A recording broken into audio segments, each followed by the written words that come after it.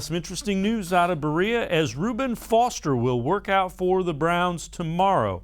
Foster is a linebacker, was a first-round pick of the San Francisco 49ers a few years back, has not played in a football game in 2 years. Has played 16 games in his career, was a guy that was drafted by the 49ers, 31st overall, kind of fell down the draft board, was thought to be a mid-first round pick, had some issues off the field and some injuries on the field, but a talented linebacker from Alabama. The Browns do have a coach in Jason Tarver, their linebackers coach, who was at the 49ers and is familiar with Reuben Foster.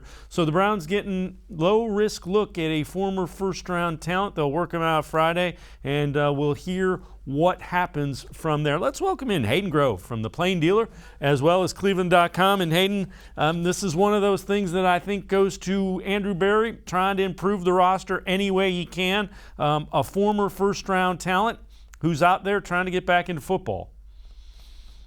Yeah, absolutely. I mean, that's exactly what we're talking about here. Andrew Berry's done it with Malik McDowell, who has obviously come on very strong. He's now a starter for the Browns. Hadn't played football in 4 years. Reuben Foster hasn't played football in 2 years. The Browns, I wouldn't say they're weak at linebacker. It's just not their strongest suit. So I think Andrew Berry looked at the linebacker position and thought, okay, how can we do this? And Reuben Foster's a guy who's been putting on a lot of work.